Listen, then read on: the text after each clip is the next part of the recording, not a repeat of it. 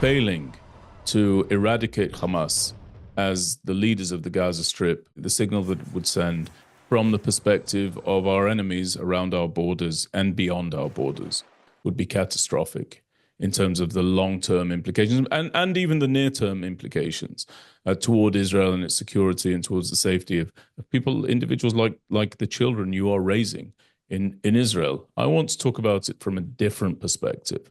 I want to talk about it from the perspective of the reservist, the soldier who is drafted to the Gaza Strip time and time again, even in the midst of this war. I will tell you that I have a very dear friend from my days as a conscript. His name is Yehuda. I want to give him a shout out here on the podcast. Yehuda is again back inside the Gaza Strip, operating along the Philadelphia corridor. He is a married man who is in his second tour of reserve duty inside Gaza. My commander, under whose charge I served inside the Gaza Strip, he has undertaken, I have not served for this long, he has undertaken, I believe, more than a year of service inside the Gaza Strip during this war alone.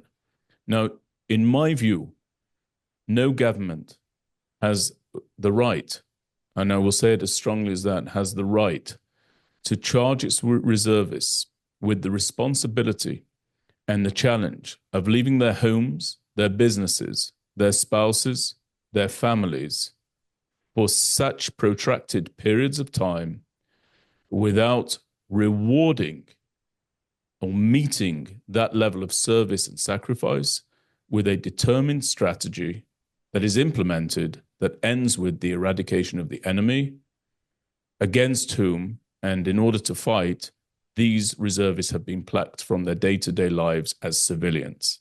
I don't think that there is any such thing as a responsible government that would allow for an outcome such as that. Now, that's only in the context of this war since the massacre of October 7th, 2023. But it does bear hearkening back to the history that we have seen break out with regard to Israel and the Gaza Strip since our withdrawal in 2005. Because since that withdrawal, and I'm not going to hit all of the low notes, but I'll hit some of them, we have fought the wars of Operation Cast Lead in 2008 to 2009, a war that we were compelled to fight because of the terrorism emanating from the Gaza Strip at the hands of Hamas, okay? After they had kneecapped and destroyed and driven out the so-called, falsely termed, moderate Palestinian Authority. So we have fought that war.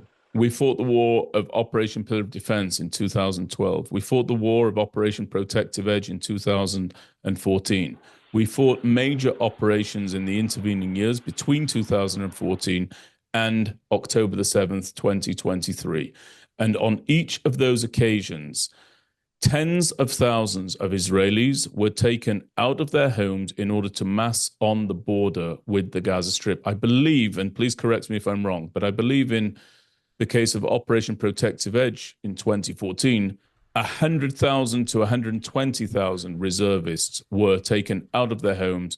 They threw on the uniform of the Israel Defense Forces and they went forward ready to make the ultimate sacrifice, each and every one of them, against this enemy. Now, when you think of the recurring nature of our conflict against Hamas inside the Gaza Strip, one has to understand that it is wholly unreasonable and wrong. It's wrong, it's immoral, and it's indicative of a complete disconnect between a government and its armed forces to draft reservists every 2, 3, 4 years to go out to fight with one hand tied behind its back, incidentally, against the same enemy, with the same lack of conclusion, with the same sense when the guns fall temporarily silent, that they will be drafted to return to the same line 2, 3, 4 years hence. It is not a reasonable policy. It is a completely absurd non-policy. It is a totally absurd, wrong-headed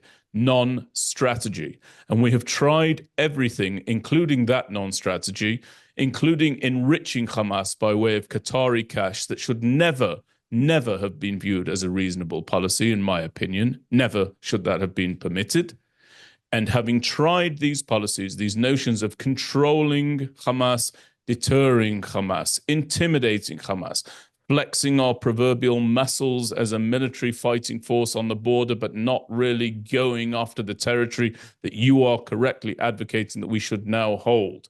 In trying all of that, in trying to pacify them by way of giving them financial enrichment over a period of years, only for that to blow up and to culminate in the worst atrocity launched against the Jewish people since the horrors of the Holocaust.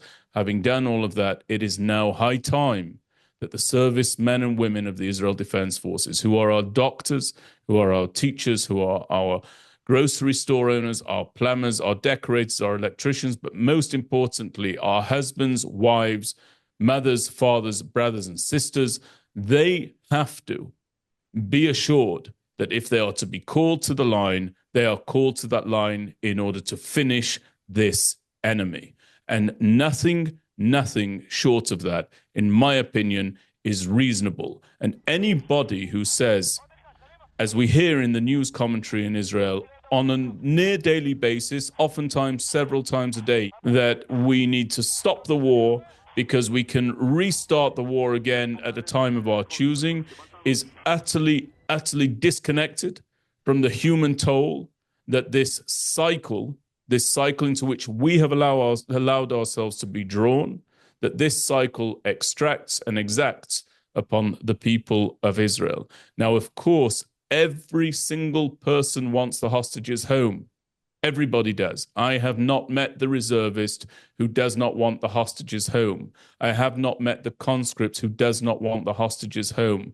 But I will tell you this, our soldiers ultimately must also come home, as must our hostages. And when they do come home, let them come home knowing that they will never have to face this enemy again because it has been completely and utterly vanquished. Such is the charge of this government. Such is what I want to see achieved. And such is the thinking that I believe will actually bring quiet to our borders. You cannot live with this enemy. It cannot be proximate to our borders. It must be banished from our borders. And once it is, it must be kept away from our borders. Prior to October the 7th, the states of Israel and the people of Israel were tearing themselves apart over what I would describe as a marginal issue. I don't mean it's a marginal issue because it was trivial. I say it was a marginal issue. I'm referring to judicial reform, judicial overhaul.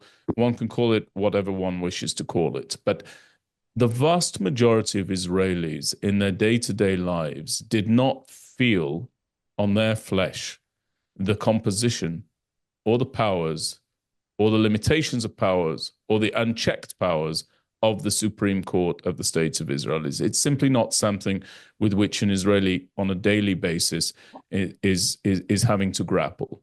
So in that sense, I say that it was marginal. I don't mean it was a trivial issue. It was a very, very serious issue. It was being spoken about. We've spoken about it in previous conversations. It was being assessed by the Israeli voter, by the Israeli citizen. But now you have very real and immediate issues. And I want to speak some of them out.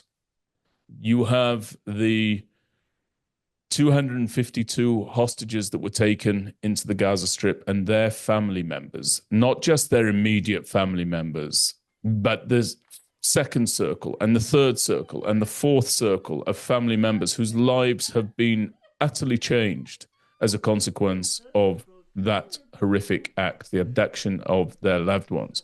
You've got the dead soldiers of the Israel Defense Forces killed on October 7th and far too often and frequently subsequent to that. You've got the 300,000 reservists whose lives have been interrupted, oftentimes who are returning to families that are broken, struggling to hold themselves together as man, wife, and parents. You have the reservists who have returned to lives where their businesses are no longer functioning, where their jobs, their careers are no longer secure. You have the displaced persons from northern Israel and from southern Israel who spent the preponderance of the year after October the 7th living essentially as refugees in their own land. You have the refusal and the obduracy of the Haredi, the ultra-Orthodox community, to take its place beneath the national stretcher that is the State of Israel and carry their share of the burden. just as four soldiers take hold of a corner of a stretcher and carry the burden of an injured soldier in the case that such an effort is required. And then, in addition to all of that, you still have the judicial issue hovering in the background. Now, these are just a few of the challenges that await Israel in the day after this war. You know, so many commentators are obsessing about what the day after inside the Gaza Strip might look like. I do not hear enough people focused on what the day after will look like in Israel. And it's to that issue that I think they should be training their attention. And they are not doing. They are not doing. And within the day after, I believe there needs to be a serious reckoning with the standards and the emphasis and the, quite frankly, dishonest media coverage that abounds when it comes to Israel's war against Hamas inside the Gaza Strip. Because the bottom line is, you know, for any fighting force, I pray that its members, if they are a virtuous fighting force, are never actually called to war. But if they should be called to war at any stage during their service, may they only be called to a war that is as just as the war that Israel is currently waging against Hamas. And the fact that it is so criticized, the fact that it is so undermined by our commentators really, really is shameful, and something needs to be done to overhaul that.